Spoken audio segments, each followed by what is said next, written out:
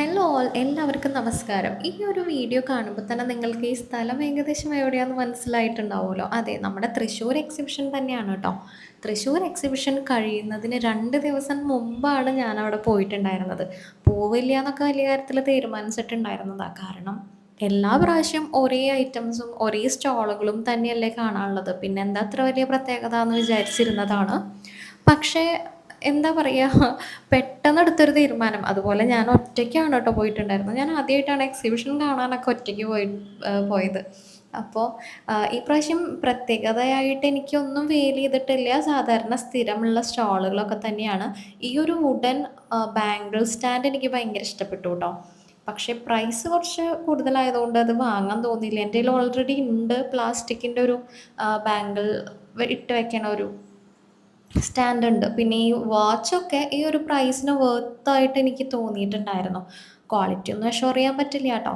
പിന്നെ ഈ മൺഭരണികളാണ് എനിക്ക് ഏറ്റവും ഇഷ്ടപ്പെട്ടത് ഇവിടെ കേട്ടോ. ഒരുപാട് മൺഭരണികളുടെ കളക്ഷൻ ഉണ്ടായിരുന്നു. പിന്നെ അതിൽ പ്രത്യേകത ആയിട്ട് എനിക്ക് തോന്നിയത് ഈ ഒരു പിഗ്ഗി ബാങ്കാണ്. അല്ലെങ്കിൽ നമ്മൾ കാശി കൊടുക്കാന്നൊക്കെ പറയുമല്ലോ. ഇത് കണ്ടപ്പോൾ എനിക്ക് വാങ്ങാണ്ടിരിക്കാൻ പറ്റിയില്ല. പക്ഷെ എനിക്കൊരു വിഷമം ഉണ്ടായിരുന്നു. ഇതിൽ കാശ് നിറഞ്ഞു കഴിഞ്ഞാൽ പൊട്ടിക്കേണ്ടി വരുമല്ലോ എന്ന്.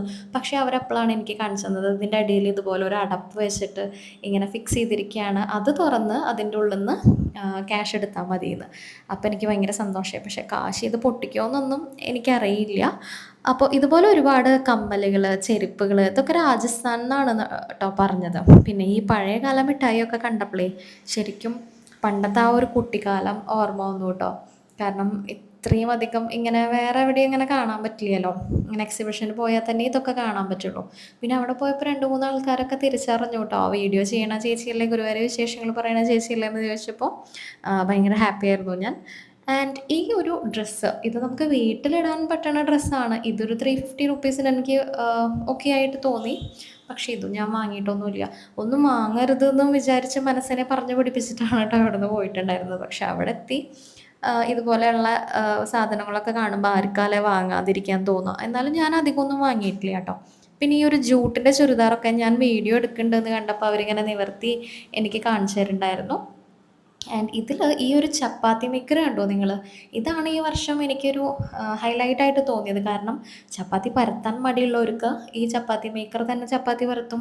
എന്നിട്ട് ഇതാ ഈ കാണിക്കണ പോലെ നമ്മൾ ഈ ആഡിലൊക്കെ കണ്ടിട്ടില്ലേ ടി വിയിൽ, ഇതുപോലെ പൊള്ളച്ച് വരുന്ന ചപ്പാത്തി എന്നൊക്കെ പറഞ്ഞിട്ട് നമ്മൾ സ്റ്റൗവിലൊക്കെ ഇട്ടിട്ട് നേരെ ഡയറക്റ്റായിട്ട് ഫ്ലെയിമിൻ്റെ മുകളിലിട്ട് ഉണ്ടാക്കണ ചപ്പാത്തി പോലെ ഇതുപോലെ വലിയ ചപ്പാത്തി ആയിട്ട് കിട്ടും ചെയ്യും കേട്ടോ. 3000 എന്തോ ആണ് തോന്നുന്നു.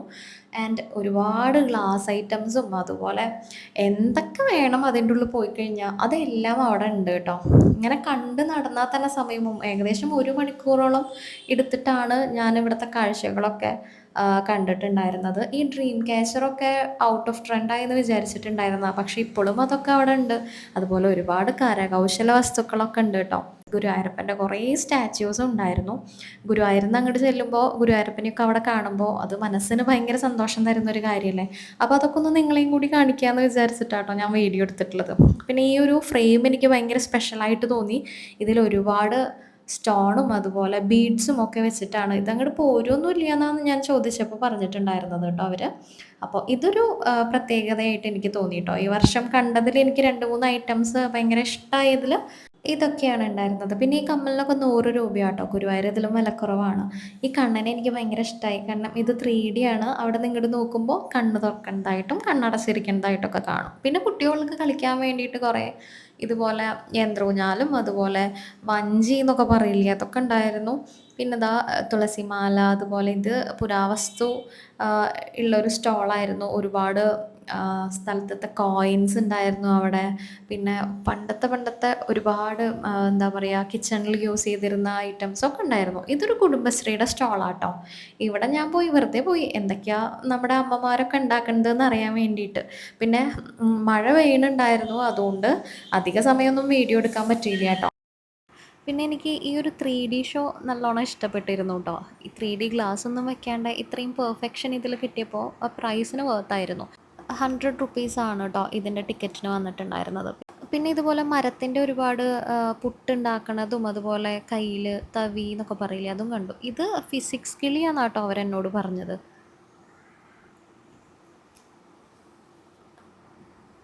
ആ സൗണ്ട് നിങ്ങൾ കേട്ടില്ലേ? ആ കിളിയുടെ ഉള്ളിലേക്ക് കുറച്ച് വെള്ളം ഒഴിക്കുമ്പോഴാണ് അതുപോലത്തെ സൗണ്ട് വരിക എന്നാണ് കേട്ടോ കുട്ടി പറഞ്ഞത്.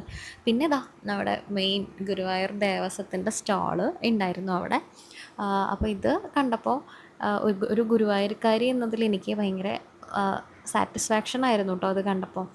കാരണം ഒരുപാട് ഇതുപോലെയുള്ള വിളക്കും പഴയ ആ, കാലത്തെ ഒരുപാട് വസ്തുക്കൾ, പുരാതന വസ്തുക്കൾ അവിടെ കാണാൻ സാധിച്ചു. അപ്പോൾ ഇതൊക്കെ കണ്ടപ്പോൾ ശരിക്കും മനസ്സിന് ഭയങ്കര സന്തോഷമായിരുന്നു. കഴിഞ്ഞ വർഷവും ഇതുപോലത്തെ ഗുരുവായൂർ ദേവസ്വത്തിൻ്റെ ഒരു സ്റ്റോൾ ഉണ്ടായിരുന്നു കേട്ടോ. കഴിഞ്ഞ വർഷവും ഞാൻ ചെന്ന് കണ്ടിരുന്നു. അപ്പോൾ ഇതിൽ ഉണ്ടായിരുന്നത് ഗുരുവായൂർ ക്ഷേത്രത്തിലെ കുറേ ഫോട്ടോസും കാര്യങ്ങളൊക്കെ ഉണ്ടായിരുന്നു. അതുപോലെ ഒരുപാട് വരച്ചിട്ടുള്ള ഫോട്ടോസ് ഉണ്ടായിരുന്നു. പിന്നെ ഗുരുവായൂർ ക്ഷേത്രത്തിലെ പ്രധാന വഴിപാടായിട്ടുള്ള കൃഷ്ണാട്ടം കളിയിൽ കലാകാരന്മാർ ഉപയോഗിക്കുന്ന വസ്തുക്കളൊക്കെ അവിടെ ഉണ്ടായിരുന്നു കേട്ടോ. അപ്പോൾ ഇതൊക്കെയാണ് എൻ്റെ എക്സിബിഷൻ കാഴ്ചകൾ. അപ്പോൾ നിങ്ങളും ഇതുപോലെ എക്സിബിഷന് പോകാറുണ്ടോ എന്നുള്ളതൊക്കെ ഒന്ന് കമൻറ്റ് ചെയ്യൂ കേട്ടോ. ബൈ.